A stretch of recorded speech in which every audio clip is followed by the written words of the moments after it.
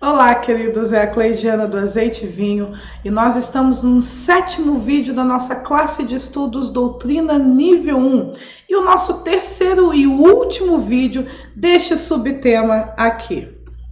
Soberania e livre-arbítrio, ou como costumo dizer, soberania de Deus e o livre-arbítrio do homem. E antes de darmos continuidade ao assunto do vídeo de hoje, eu tenho 3 coisas para falar com você. A primeira delas é que por esse vídeo ser a finaleira deste assunto, é bem possível que ele ultrapasse os 35 minutos que você já está se acostumando, ok?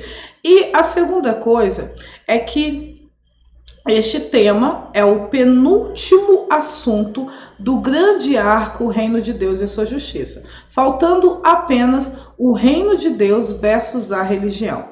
E entre o arco, o Reino de Deus e sua Justiça, e o Reino de Deus e o plano de pacificação da Terra, que vai ser o nosso segundo arco, nós teremos uma pausa de 1 mês. E eu gostaria que neste período de 1 mês, entre um arco e o outro, você estivesse me encaminhando as suas dúvidas a respeito dos temas e dos assuntos que nós abordamos neste primeiro arco. Se você nos acompanha pelo Telegram, você pode deixar as suas dúvidas no chat de conversa. E se você nos acompanha pelo YouTube, nós vamos deixar em algum lugar desse vídeo aqui ou ali, ou aqui embaixo, certo? O nosso e-mail para que você possa estar nos encaminhando a sua dúvida, para que quando completarmos 4 perguntas, montaremos os vídeos respostas, ok? Então, o que nós já vimos até aqui a respeito da soberania de Deus? No primeiro vídeo, nós trouxemos para você, eu trouxe para você os significados conceituais e literais a respeito do que é soberania. Eu procurei trazer para você qual é a nossa dificuldade para compreendermos esse tema dentro da perspectiva histórica e também dentro da perspectiva religiosa.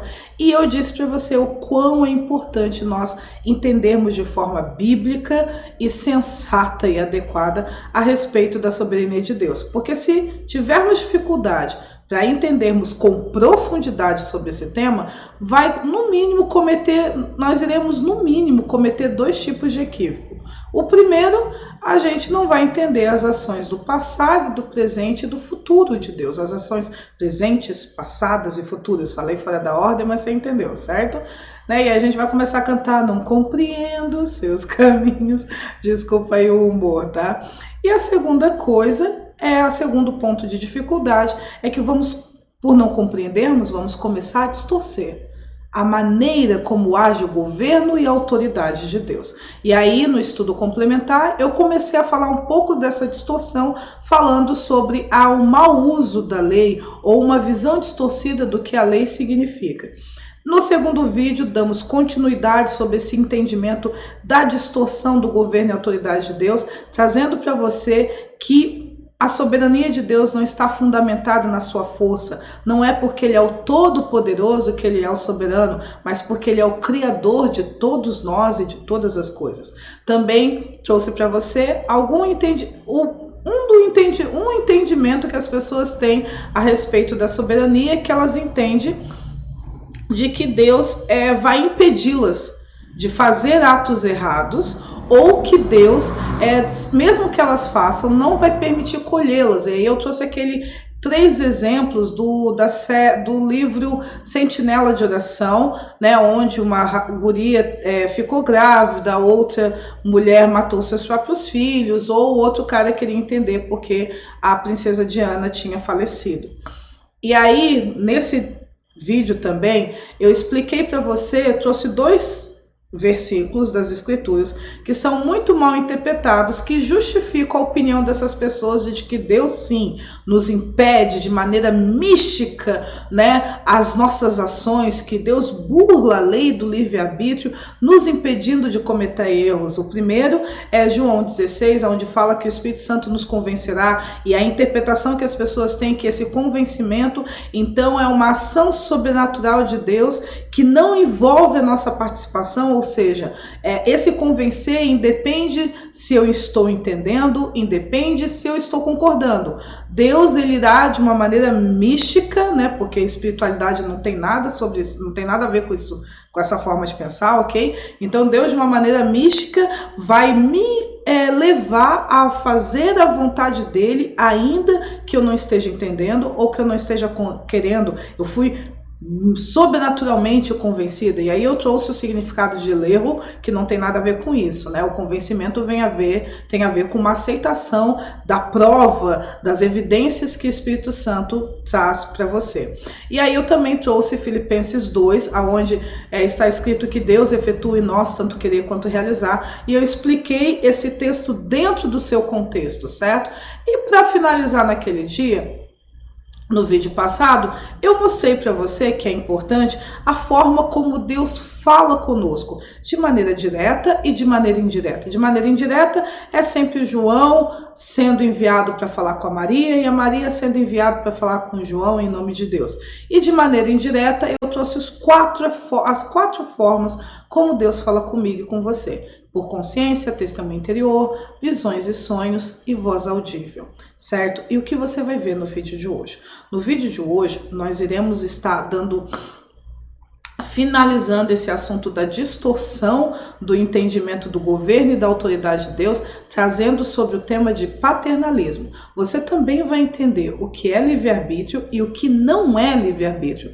E você vai começar a entender ou finalizar o entendimento de como a soberania de Deus e o livre-arbítrio do homem trabalham. E no estudo complementar deste assunto, o principal assunto que nós iremos tratar lá é sobre a humildade. Então, sem mais demoras, me acompanhe na leitura. Se quiserdes e ouvirdes, comereis o bem desta terra.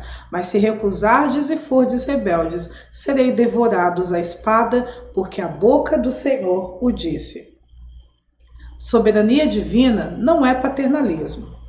Quando estudamos sobre o conceito de paternalismo, encontramos a seguinte descrição: paternalismo é o nome que se dá a ações que limitam a autonomia e ou liberdade de certa pessoa ou grupo para o próprio bem destes. Como você já sabe, todas as nossas referências bibliográficas, né, da onde saiu as nossas pesquisas, estão no último slide, né, que você pode acessar pela pasta do Google Drive ou pelo próprio Telegram. Numa visão paterno-maternalista, aquele que ocupa uma posição superior deve sempre tomar ações que protejam o liderado, ainda que seja dele mesmo, pois acredita-se na incapacidade do liderado em tomar decisões adequadas para o bem-estar de si mesmo e dos demais. Nas lideranças corruptas humanas, essa é a justificativa que elas dão para cercear, ou seja, podar a autonomia dos que estão sob a sua liderança. O paterno-maternalismo é a corrupção da paterno-maternidade. Neste ambiente corrupto, o liderado ou o filho, se estivermos dentro de um ambiente familiar, sempre será tratado como alguém incapaz de desenvolver-se plenamente e por isso sempre será imaturo para pensar e decidir o que é melhor para ele e para os demais. Então, por ser incapaz, o líder paternalista precisa tomar ações que garantam a proteção e preservação de todos, sem considerar as decisões dos liderados no que competem à sua própria vida. Então, o que nós vimos aqui? Né, dando aquela continuidade de uma visão distorcida da autoridade de Deus. E citando também aqueles 3 exemplos que eu trouxe no vídeo 2. Aquelas pessoas daqueles exemplos, ou elas não acreditam no livre-arbítrio, então quando você não acredita no livre-arbítrio, você tem aquela visão de que todas as suas ações estão dentro da vontade de Deus, mesmo as erradas, certo? Ou elas até acreditam no livre-arbítrio, mas têm uma visão de Deus paternalista. E aí, antes de ampliar isso, eu quero dizer que eu usei o termo paterno-maternalista e paterno-maternidade, para explicar que a corrupção da liderança, o paternalismo, não é um problema só do homem, também é um problema da mulher. Por isso o termo paterno-maternalismo e paterno-maternidade. Porque um homem pode se tornar paternalista na sua liderança, seja dentro ou fora do ambiente de casa, e uma mulher pode se tornar maternalista na sua liderança também, certo? Ela pode corromper a sua liderança. E a visão do paternalista é o quê? O liderado nunca terá maturidade, nunca vai enxergar as coisas de uma perspectiva madura. Então, como o liderado nunca vai saber o que ele está fazendo, a gente, o líder paternalista, precisa tomar decisões que protejam o liderado. E essa é a desculpa que a maioria das lideranças corruptas da história da humanidade dá. Não, ele é influenciável, ele é fraco, ele não sabe o que é bem, ele não sabe o que é bem para ele, certo? Então, as pessoas às vezes acabam esperando que Deus também tenha esse comportamento, e a gente vai ver na sequência que não é exatamente assim que o Todo-Poderoso pensa. Me acompanhe na leitura. Digo, porém, que enquanto o herdeiro é menor de idade, em nada difere de um escravo, embora seja dono de tudo. No entanto, ele está sujeito a guardiões e administradores até o tempo determinado por seu pai. Gálatas 4, 1 e 2. É certo que numa relação entre liderança e liderado, há momentos em que as ações da liderança não envolvem a participação e opinião do liderado. Mas isso está restrito a um ambiente de imaturidade. Com o crescimento / desenvolvimento do liderado, ele precisa se tornar coparticipante das decisões, principalmente aquelas que envolvem a sua própria vida. Entretanto, Deus é pai, mas não é paternalista. Ele criou todos os seres para atingirem a plena maturidade. E por isso ele acredita que os que estão debaixo do seu governo são capazes de pensar e decidir adequadamente. E caso decidam erroneamente, são aptos para arcarem com as consequências de suas más decisões. Vejamos um exemplo disto. Coabitou o homem com Eva, sua mulher. Esta concebeu e deu à luz a Caim. Então disse: adquiriu um varão com o auxílio do Senhor. Depois deu luz a Abel, seu irmão. Abel foi pastor de ovelha e Caim lavrador. Aconteceu que no fim de uns tempos trouxe Caim do fruto da terra uma oferta ao Senhor. Abel, por sua vez, trouxe das primícias do seu rebanho e da gordura deste. Agradou o Senhor de Abel e de sua oferta, ao passo que de Caim e de sua oferta não se agradou.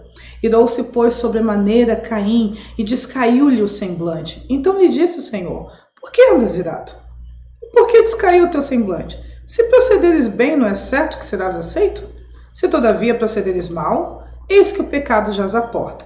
O seu desejo será contra ti, mas a ti cumpre dominá-lo. Disse Caim a Abel, seu irmão: vamos ao campo. Estando eles no campo, sucedeu que se levantou Caim contra Abel, seu irmão, e o matou. Disse o Senhor a Caim: onde está Abel, teu irmão? Ele respondeu: não sei, acaso sou eu tutor do meu irmão? E disse Deus: que fizeste? A voz do sangue do teu irmão clama da terra a mim.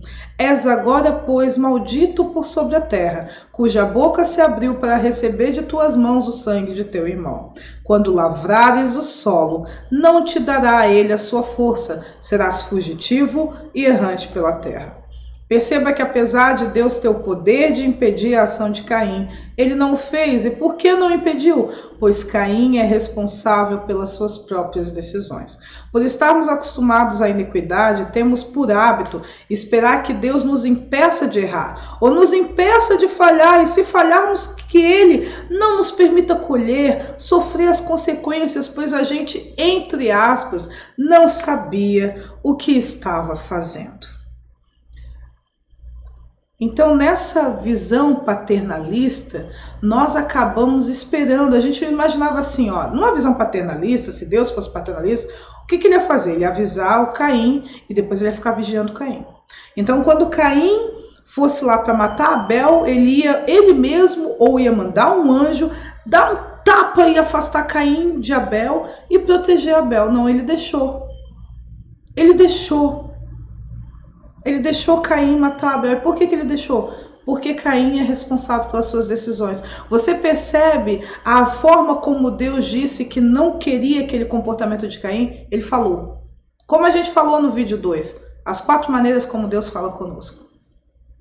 E ele pegou. Você tem poder para... Esse desejo será contra ti, ou seja, você está desejando algo que vai te prejudicar no final. Mas você tem todo o poder de não seguir por esse caminho. Ah, você seguiu? Então tá aqui a consequência. Agora, querido, você vai colher o que você erroneamente plantou. Deus não é paternalista. Então, queridos, vamos dar continuidade, porque agora você vai começar a entender o que de fato significa livre-arbítrio. Me acompanhe na leitura. Livre-arbítrio, a liberdade de julgar e escolher o bem e o mal. Deuteronômio 30, versículo 19, diz assim: Os céus e a terra tomo hoje por testemunhas contra ti, que te propus a vida e a morte, a bênção e a maldição. Escolhe, pois, a vida para que vivas, tu e a tua descendência. Escolhe, pois, a vida. A palavra livre-arbítrio vem do latim liberum arbitrium, ou liber arbiter, cujo significado é juízo livre ou livre julgamento e escolha. Juízo livre é o significado literal, ok? Arbitrium vem de arbiter, que significa pessoa que vai a algum lugar como juiz ou testemunha. No século XVI, o significado, e aqui eu estou falando de arbiter, ok? Tornou-se pessoa escolhida pelas partes para decidir sobre uma questão, de onde advém a nossa palavra árbitro. Dessa forma, entendemos que livre-arbítrio, aqui eu vou ser bem didática, é a liberdade para discernir, entender, compreender, ter um parecer, ter uma opinião, ter um ponto de vista, chegar a uma conclusão.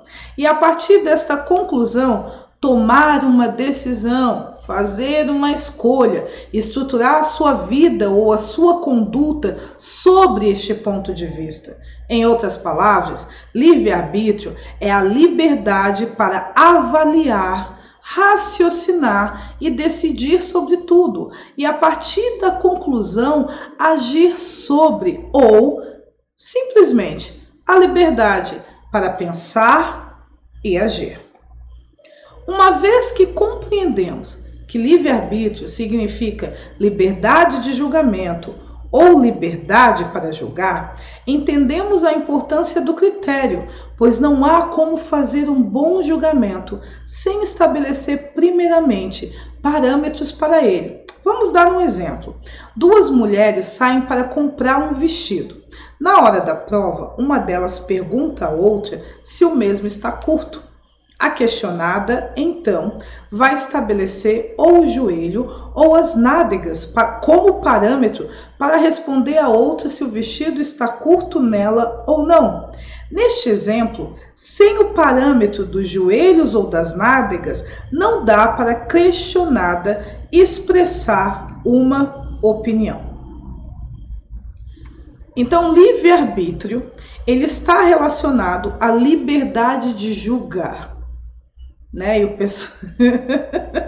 né? Desculpa aí que eu tenho um humor meio irônico, assim, então tem que ficar me segurando às vezes no vídeo. Então, tipo, a liberdade para julgar, o livre pensamento, o direito, que o conceito de liberdade para nós do reino sempre tem a ver com direito, certo? Então, o direito de pensar por você mesmo, o direito de chegar às suas conclusões. E isso é de fato o que significa julgamento, ok? Então, você é livre para julgar e você é livre para viver de acordo com os seus julgamentos, com as suas opiniões. Só que, quando nós entendemos que livre-arbítrio significa livre julgamento, você entende que você tem que ter critérios, parâmetros, bases para poder opinar entre uma coisa e outra. O vestido está curto? Então, se você olhar pelo joelhinho, né, um palmo acima do joelho, se para você decidiu que um palmo acima do joelho nunca estará curto,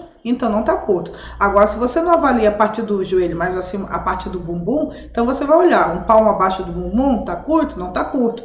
Então, percebeu? O joelho, o bumbum são parâmetros de avaliação neste exemplo bem simples que eu dei. E você sempre, perceba bem, todas as coisas da sua vida, querido, você sempre vai ter parâmetros, você sempre vai ter uma medida de avaliação, você sempre vai ter um critério. E isso é importante que você compreenda. A coisa mais importante do livre-arbítrio sempre será o critério pelo qual você está fundamentando a sua opinião. Ok? Vamos dar continuidade nesse assunto. Mateus 7:1-5, o super conhecido. Não julgueis para que não sejais julgado, pois com o critério com que julgardes, sereis julgados, e com a medida com que tiverdes medido, vos medirão também. Porque vês tu o argueiro no olho do teu irmão, porém não reparas na trave do que está no próprio? Ou como dirás ao teu irmão, deixa-me tirar o argueiro de teu olho quando tens a trave no teu? Hipócrita, tira primeiro a trave do teu olho, então verás claramente para tirar o argueiro do olho do teu irmão. João 7:24, não julgueis pela aparência, mas julgai segundo a reta justiça. João 8:15-16, vós julgais segundo a carne, eu a ninguém julgo. Se eu julgo, o meu juízo é verdadeiro, porque não sou eu só, porém eu e aquele que me enviou. Um ponto a destacar antes de continuarmos é que o super famoso, mas mal compreendido texto de não julgueis e não sereis julgados, né, o primeiro texto que nós lemos aqui, está inserido dentro de um todo que começa no capítulo 5 e se estende até o capítulo 8 do livro de Mateus. Por isso, para entendê-lo corretamente, precisamos lê-lo dentro deste contexto. Todo o contexto, capítulo 5 ao 8, fala sobre comportamentos ou posturas fundamentadas tanto na justiça quanto na injustiça, que é a mesma coisa que justiça própria, e nós já estudamos bastante sobre isso nesse arco Reino de Deus e sua justiça. E a ênfase de Jesus para que os discípulos ajam de acordo com a justiça. Então, ao fazermos uma leitura deste texto de forma contextual, ou seja, dentro do seu contexto, entendemos que Jesus não está falando sobre o ato de julgar em si, mas sobre o mau uso do julgamento. Perceba que a aparente proibição de julgamento se dá mais por causa do critério, da medida, do que pelo julgamento em si. E isso está confirmado nesta fala de Jesus. Tira primeiro a trave de teu olho, e então verás claramente para tirar o argueiro do olho do teu irmão. Isto é, não foi incorreto apontar o cisco no olho do irmão. O que foi incorreto foi expor isto dentro de um ambiente onde o problema do irmão era apenas uma cortina de fumaça, um desvio de outro problema, a trave no próprio olho. Sendo assim, podemos julgar? Sim, mas podemos julgar de qualquer jeito? Não. O critério de um bom julgamento ainda é a reta justiça. Ainda é dentro de um contexto de verdade e não de engano. Ter uma visão equivocada das coisas é algo que Jesus nos aponta no capítulo 6, versículo 22 e 23, assunto este que procuramos tratar da melhor forma possível no estudo complementar número 4, referente ao vídeo Compreendendo o Pecado. Então, o que nós vimos aqui? Que Jesus, ele não está dizendo que você não pode ter nunca uma opinião. O que ele está dizendo é que você tem que tomar conta do critério. Está baseado em que essa sua opinião? Por que você crê no que você crê? Por que você entende as coisas dessa forma? Qual é o critério que você está julgando? Qual é a medida, o parâmetro de avaliação que você está tendo essa opinião? Porque você pode até estar enxergando adequadamente o cisco no olho. Você viu que Jesus não disse assim, ai, que coisa feia, fulano. Você dizer para o fulano, para o Beltraninho, que ele tem um cisco no olho? Não, querido. O que ele apontou aqui, ó, é o mau uso do julgamento, ou seja, você está se aproveitando de um problema que o fulano tem para esconder o seu próprio problema.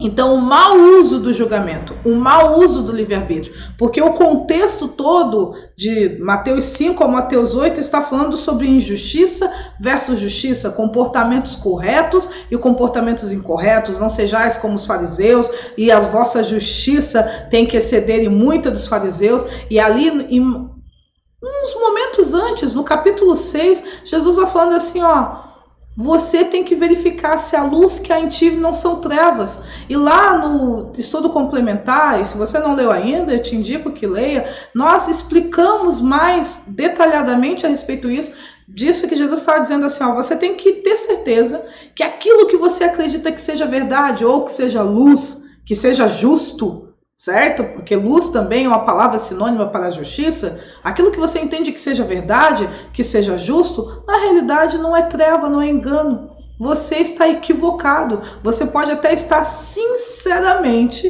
equivocado. Não está nem fazendo por mal, mas está. Então, o conceito, o mau uso do livre-arbítrio, querido, não tem a ver com você ter ou não ter uma opinião, julgar ou não julgar. Sempre terá a ver com o critério, com a base pela qual você está tendo essa opinião, pela qual você está, a partir dessa opinião também, estruturando a sua vida. Está dentro de engano ou dentro de verdade? Está dentro de justiça ou dentro de injustiça? Mas vamos continuar.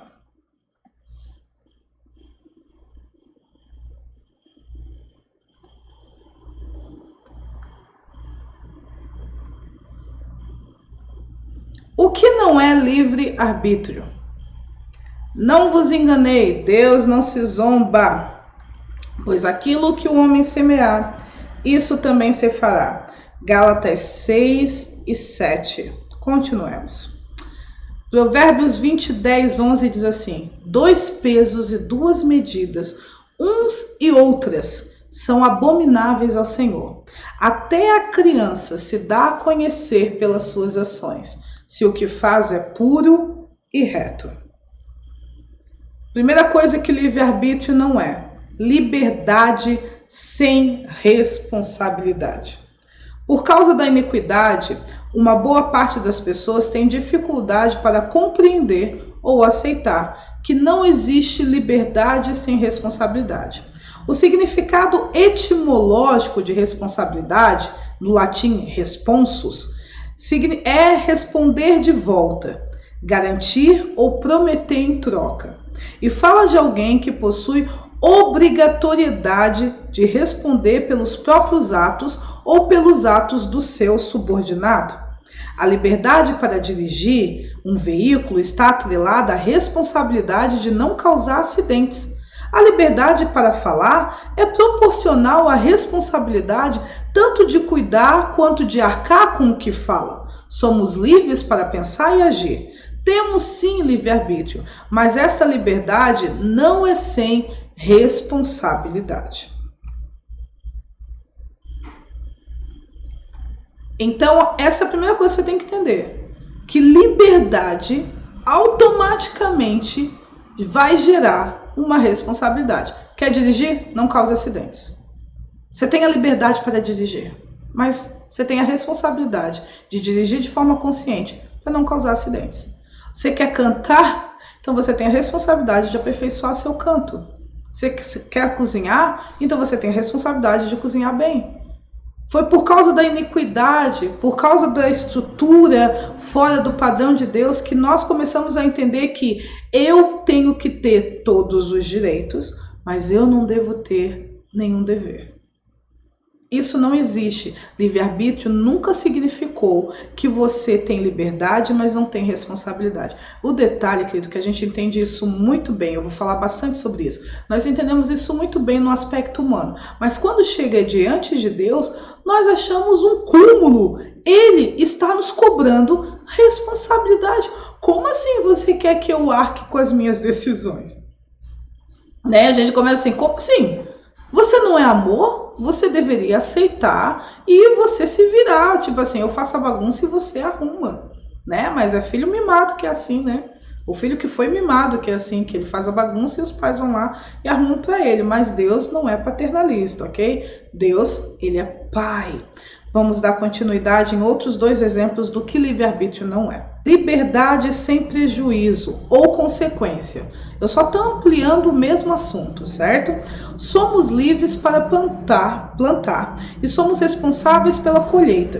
Desfrutaremos de toda boa colheita que plantarmos, como também das más. A liberdade de escolher o meu caminho não me isenta de sofrer o resultado ruim que a má escolha gerou. O interessante é que não temos nenhuma dificuldade de compreender isto no ambiente humano, mas quando este aspecto está relacionado a Deus, achamos injusto o grande rei nos permitir vivenciar o resultado de nossas más escolhas. E o último exemplo do que não é livre-arbítrio: liberdade sem limites. Como vimos no estudo complementar deste tema, o limite existe para a preservação de algo e o limite é a lei, ou seja, a lei foi criada para manter a ordem, para proteger o direito. Aquele ou aquela que acredita numa liberdade sem limites tem como lema em sua vida a seguinte frase: nada é errado se te faz feliz. Esse tipo de pessoa acredita piamente que o seu direito anula o direito dos demais. Nada é errado se te faz feliz. E aí, quando a pessoa tem essa visão que livre-arbítrio significa liberdade sem limites, se ele quer aquele seu celular, então não tem nada errado ele roubar ele de você. Por quê? Porque não é errado se é o que você quer. Se não é errado se isso te faz bem. Mesmo que todos os outros sejam privados do seu direito de desfrutar do celular que você comprou, se você quer o celular, você vai lá e rouba. Ou você vai lá dentro daquela loja, daquela loja de roupa e rouba a roupa que está lá. O dono tem muito, mas ele paga por aquilo ali. Né? Ele paga para revender, para ter lucro, certo? Não, mas se está no seu direito, então não tem problema você, né, ou você, vamos tirar, porque agora eu vou dar um exemplo um pouco pesado, né, para você entender o extremo de que essa visão de liberdade sem limites, que não tem a ver com livre-arbítrio, certo, pode nos conduzir. Então tem uma pessoa com um desejo sexual irrefreável por crianças, e ela entende que por ela ter esse desejo, então não é errado, se faz ela feliz. Então ela vai lá e entra no direito da criança de preservar o seu próprio corpo, de ser protegida, de despertar na sua sexualidade no tempo correto, de dentro de um ambiente correto, que nós, que somos do reino, acreditamos que o sexo é só para o casamento, e aí essa criatura vai e violenta aquela criança. Por quê? Porque na cabeça dela, se ela tem aquele desejo, se ela tem aquela vontade, ela tem todo o direito de realizar isso, mesmo que ela destrua tudo ao redor dela. Só que livre-arbítrio, querido, nunca significou isso. Livre-arbítrio não é liberdade sem responsabilidade. Livre-arbítrio não é liberdade sem prejuízo, sem consequências. Livre-arbítrio não é liberdade sem limite. Você entende isso? Engraçado que quando somos nós que estabelecemos as leis, nós queremos que as pessoas obedeçam essas leis porque, na nossa visão limitada e às vezes até sincera, na maior parte das vezes, né, os sinceros, estão fazendo isso para preservar o direito de todos. Então, nós sabemos que quando há uma convivência com mais de uma pessoa, você precisa se limitar um pouco, para o outro também ter direito ao seu próprio espaço de vida. Mas interessante que quando é com Deus, nós achamos errado ele impor limites. Não, se há limites, não tem liberdade. Cara, você aceita limites na fila do banco, no direito dos idosos, nos estatutos da criança, nas leis de trânsito, você aceita limites. Até para construir uma casa você precisa seguir as leis municipais. Você aceita limites sobre tudo, mas quando chega em Deus, não. O Todo-Poderoso está errado, porque Ele está tirando a minha liberdade de fazer o que você quiser. Só que tipo assim, nunca foi dito que livre-arbítrio é fazer o que você quiser. Sempre disse que livre-arbítrio é você aprender a ter autogoverno, a você aprender a pensar por você mesmo e tomar as decisões. Mas você, se tomar uma decisão errada, você é adulto o suficiente para arcar com essa decisão. Você gostando dela ou não. É a mesma coisa, o cara roubou, o cara estuprou, o cara matou. A gente concorda que ele vá preso e tem alguns locais que até concorda que ele seja morto. Por quê? Porque ele não preservou o direito dos outros. Todo o princípio de justiça geral, e o melhor exemplo de justiça geral, querido, nas escrituras, é os 10 mandamentos. E você vai ver, desculpa o barulho aqui, né? E você vai ver que os 10 mandamentos está fundamentado em você viver uma vida onde você também respeita o direito do outro. E você não fica cobiçando o que é dele. Você não fica levantando falso testemunho sobre ele. Tem a ver com você viver uma vida onde você também desfrute dela, mas não impeçam que outros também a desfrutem. Por quê? Porque nunca significou sem limites. Nunca significou. O limite existe para preservar a ordem, para preservar o direito. O direito de quê? Só o seu? Não, querido. O direito seu, o direito do seu próximo e o direito de Deus. Sim, querido, porque Deus também tem direitos, assim como Ele também tem deveres, como você. E Ele criou você exatamente como Ele é. E Ele quer que você caminhe exatamente como Ele caminha. E este é o último ponto que nós iremos terminar o assunto de hoje. Querido, me acompanhe na leitura.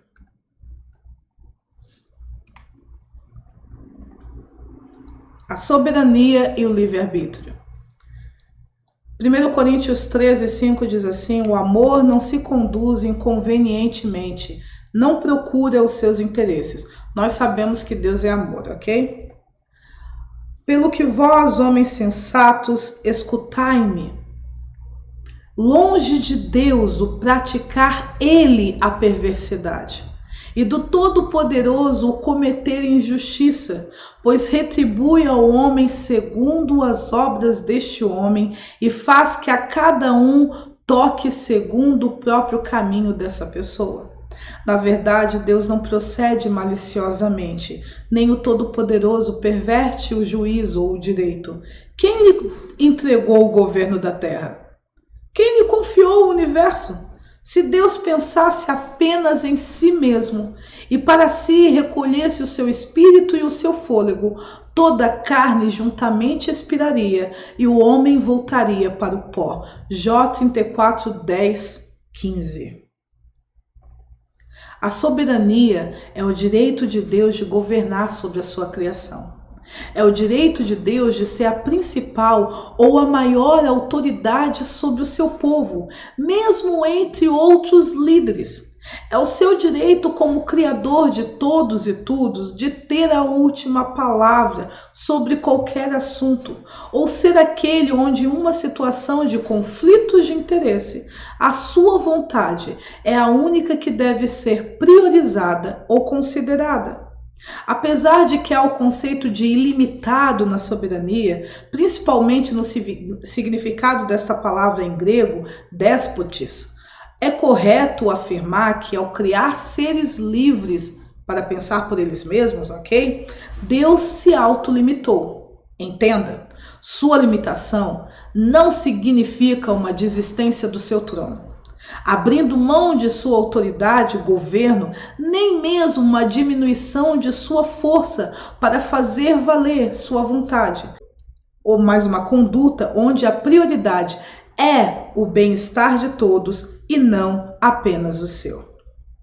Ao criar seres livres, desistiu de uma vida onde apenas ele importa, para construir um reino onde toda vida é importante, onde todos importam.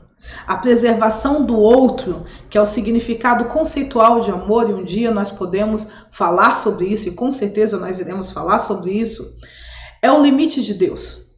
E da mesma maneira que ele se limitou, assim ele também espera que nós nos conduzamos de tal forma que o outro também, além de nós, também possa ser preservado. E ele te declarou o homem o que é bom, E que é que o Senhor pede de ti? Senão que pratiques a justiça, e ames a benignidade, beneficência ao próximo, e andes humildemente com o teu Deus. Não remova os limites antigos. Completai a minha alegria, de modo que penseis a mesma coisa. Tenhais o mesmo amor, sejais unidos de alma, tendo o mesmo sentimento. Nada façais por partidarismo ou vanglória, mas por humildade, considerando cada um ou outro superiores a si mesmo. Não tenham cada um em vista o que é propriamente seu, senão também cada qual o que é dos outros. Então, querido, soberania, Deus se limitou. A palavra amor, principalmente utilizei aqui o significado dela em latim, ok? Significa preservação do outro, ou amor sem mortes pela vida e etc e tal. Então, amor, essencialmente, é a dedicação de Deus para preservar a sua criação. E dentro da preservação, quando ele criou outros seres, ele se limitou. Agora ele não pode fazer só o que ele quer. Ele tem que fazer o que é bem para todos. Ele não pode pensar só nele mesmo. Ele não pode se conduzir de maneira inconveniente, buscando apenas os seus interesses. E ele criou eu e você para sermos a sua imagem e semelhança. E o livre-arbítrio tem a ver, sim, com liberdade para pensar e julgar. Mas você nunca será livre para destruir o bem-estar de todos. Você nunca será livre para fazer as coisas do jeito que você quer, da forma como você entende. Você é chamado para se conduzir de maneira conveniente, de uma maneira que não busca apenas os seus próprios interesses. Da mesma forma como Deus também age assim. Então eu fico pensando, se Paulo diz que nós devemos considerar outras pessoas superiores a nós mesmos, para nós começarmos a entender as necessidades dela antes da nós, o que dirá Deus que é verdadeiramente superior a todos nós? Por que nós não podemos compreender o direito dele de dizer como as coisas devem ser, se foi ele que criou todas as coisas? Os limites são saudáveis quando interpretado dentro de um ambiente de justiça. É na injustiça que as coisas se problematizam. E olha, querido, deixa eu dizer uma coisa para encerrar esse vídeo e esse assunto. Se o ser humano soubesse o que fazer, Deus não teria enviado os seus profetas, e depois dos seus profetas não teria enviado o seu filho, e depois do seu filho ainda vai enviar mais gente, que aí vem os apóstolos, e depois tem as duas testemunhas ainda, que você vai entender melhor sobre isso no segundo arco. Se a humanidade tivesse entendido, criado um sistema de governo, um sistema familiar e um sistema social onde todos pudessem viver bem e felizes, sem Deus, o plano de restauração ou o plano de salvação não teria andamento. Mas 10.000 anos da história humana provam que o ser humano não consegue criar um sistema perfeito. Então custa você buscar o reino de Deus e a sua justiça, para que você possa viver bem, já que você tem 10.000 anos de história humana que comprovam que o ser humano sem Deus nunca vai saber viver de fato muito bem. E por hoje era isso. Deus abençoe você e não esqueça de estudar o nosso estudo complementar a respeito de humildade sobre o vídeo de hoje. Até o próximo vídeo. Tchau!